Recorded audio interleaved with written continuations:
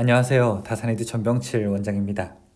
지난번에는 저희가 50대가 가장 많이 취득한 국가기술 자격증 베스트 10을 여러분들께 소개해 드렸었는데요. 이번에도 한국산업인력공단의 공식 통계 자료에 의해서 60대가 가장 많이 취득한 자격증, 국가기술 자격증 베스트 10을 여러분들께 소개해 드립니다. 관련된 통계 자료는 한국산업인력공단으로부터 제공받은 것이고, 이와 관련해서 자격증별 평균 월급까지 함께 기재하였는데요. 여기서 말하는 평균 월급이란 자격증을 취득한 이후에 진입했을 때의 초임이 아니라 자격증을 취득하신 분들이 현재 받고 있는 월급이므로 이제 경력 월급과 그 다음에 처음 취업했을 때의 월급에 다소 차이가 있다는 것을 여러분들께서 알아봐 주시기를 바라겠습니다. 그럼 내용 시작하겠습니다. 일단 10위입니다. 10위는 거푸집 기능사인데요. 거푸집 기능사는 270명이 취득하였고, 목공 공구를 통해서 우리가 콘크리트 공사를 하게 될 때 거푸집 너를 제작하고 조립하고 설치하는 업무를 하게 됩니다. 국토교통부가 관련 부처이며 한국산업인력공단에서는 1년에 4번 시험을 보게 되는데, 필기시험은 없고요. 실기시험이 약 5시간 30분 정도 목공을 이용해서 이 거푸집의 형태를 만드는 것이 시험입니다. 2019년 평균 합격률은 실기시험만 치러지고 있는 현재 65%에 해당이 되고, 이 관련된 직종에서 근무하신 분들의 평균 월급은 약 270만 원이었습니다. 다음은 9위입니다. 온수 온돌 기능사인데요. 온수 온돌 기능사는 여러분께서 잘 아시다시피 이 한국에 아주 특화되어 있는 난방 기술인데요. 온돌 재료를 이용해서 관련된 기술을 축조하고 시공하는 업무를 하게 됩니다. 1년에 시험은 4번 있게 되고요. 역시 필기 시험은 없지만 작업형 시험이 약 3시간 정도 이루어지는 시험으로서 2019년 합격률은 실기 시험이 57%일 정도로 아주 쉬운 자격증이라고는 할 수 없을 겁니다. 평균 월급은 259만 원이고 관련 부처는 국토교통부에서 주관하고 그 다음에 한국산업인력공단에서 실시하고 있습니다. 8위는 소방설비 기사 분야의 전기 분야입니다. 633명, 60대에서 633명이 취득하였고요. 소방설비 기사는 기계 분야와 전기 분야가 있는데, 이 전기 분야는 화재 예방이나 진압을 위해서 전기와 관련된 소방설비를 운영하는 자격증이죠. 소방청에서 관련 부처의 관련 법규라든지 내용을 시행하고 있고, 관련된 자격증은 한국산업인력공단에서 기사 시험으로서 혹은 산업기사 시험으로서 1년에 3번 시행하고 있습니다. 필기시험은 4과목 80문제를 객관식으로 치르게 되며, 물론 괄학이라고 하는 것이 있고요. 실기시험은 필답형으로 약 3시간 정도 보게 되는데, 필기시험의 합격률은 52%, 실기시험의 합격률은 46%가 됩니다. 60대 이상 취득하신 분들의 평균 월급을 조사해보니 381만 원이었습니다. 다음 7위는 건축 도장 기능사입니다. 건축 도장 기능사는 722명이 취득하였고요. 도료를 사용해서 건축물의 미관과 기능 향상을 꾀하는 이 건축의 아주 중요한 부분이라고 할 수 있습니다. 1년에 4번 시험이 치러지게 되고요. 필기 시험은 없지만 실기 시험이 조금 시간이 깁니다. 약 6시간 정도 치러지게 되고, 그 다음에 2019년도 합격률도 약 절반 정도 합격하는 52%의 합격률을 보이고 있습니다. 관련된 평균 월급은 약 250만 원으로 조사가 되었습니다. 다음은 6위는 전기 기능사입니다. 전기 기능사는 1,004명이 합격하였고요. 전기와 관련된 안전이라든지 기기 설비나 운용을 담당하게 됩니다. 보통 60대 이상일 때는 우리가 전기 공사 현장에 가는 것보다는 전기 안전 관리 쪽으로 많이 가시게 되는 것을 볼 수 있게 되는데요.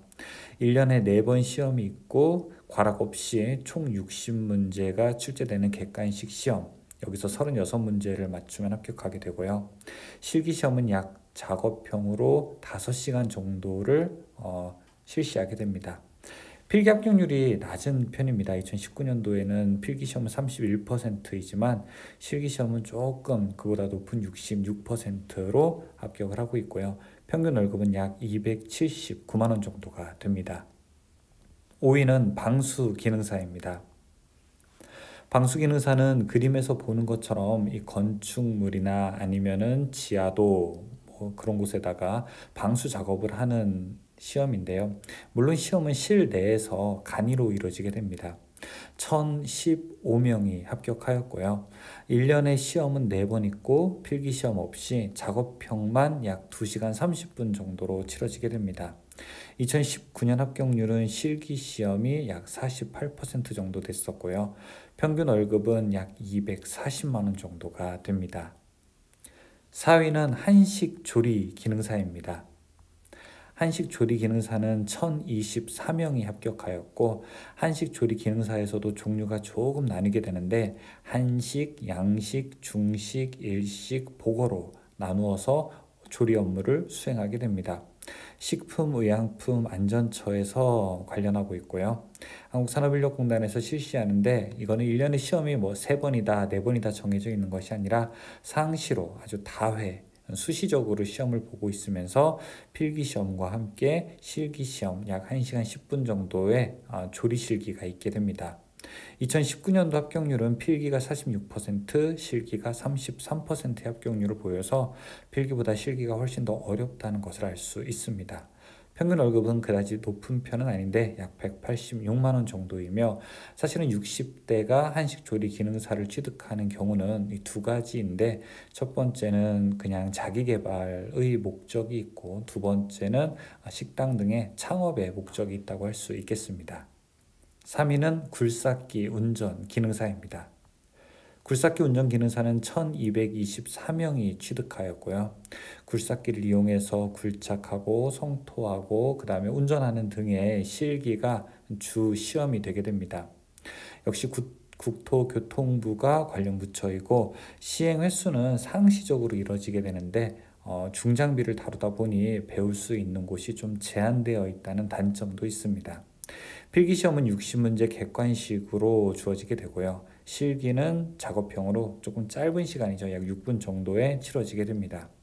2019년도의 합격률은 필기가 60%이지만 실기시험의 합격률이 41% 정도로 낮아서 한식 조리기능사처럼 필기는 조금 쉬운 반면 실기가 어려운 과목에 해당하겠습니다.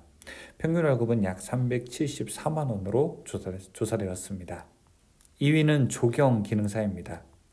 조경 기능사는 1445명이 합격하였는데요.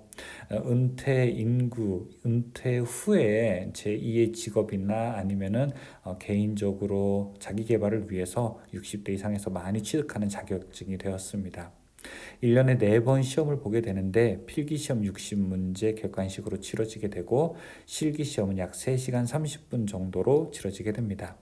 2019년 합격률은 필기가 40%, 실기가 91%로 실기시험의 합격률이 높은 편이고요. 평균 월급은 약 191만 원 정도로서 실제로 나간다면 그렇게 높지 않은 임금을 보실 수 있습니다. 1위는 지게차 운전 기능사입니다. 지게차 운전 기능사는 50대에서도 가장 많이 취득한 자격증이었는데요. 60대 이상에서는 1932명이 자격증을 취득하였습니다. 지게차를 이용해서 운전 기능이라든지 관련 법규라든지 그 다음에 물류를 적재, 하역, 운반하게 되는 업무를 수행하게 되고요. 시행 횟수는 상시 검정이며 필기시험은 60문제로 객관식, 그 다음에 실기시험 역시 길지 않게 굴삭기처럼 약 4분 정도로 주어지게 됩니다. 2019년 평균 합격률은 필기가 55%이고 실기는 48%로 실기가 조금 낮은 편입니다. 평균 월급은 364만 원으로 조사가 되었습니다. 자, 여기까지 우리가 60대 이상이 취득한 자격증의 통계 데이터를 보고 베스트 10을 한번 찾아봤습니다. 여러분께서 혹시 60대 이상이거나 현재 퇴직을 준비하고 계신다면 현재 다른 사람들은 이런 자격증을 많이 준비하는구나 라고 한번 참고할 만한 자료가 될 것 같고요. 물론 자격증이라고 하는 것은 개인의 경력과 그 다음에 적성과 그 다음에 발전 가능성을 보고 취득하시는 것이기 때문에 다른 사람이 많이 취득한다고 나에게 유용한 자격증이 아니고 또 다른 사람들이 선택하지 않는다고 해서 나에게 무용한 자격증도 아니기 때문에 여러분들은 이런 자료를 참고하셔서 본인의 자기 개발에 조금 더 도움이 되는 결정을 하셨으면 좋겠습니다. 언제나 여러분들의 꿈을 응원합니다. 이상 다산이들의 전병칠 원장이었습니다. 감사합니다.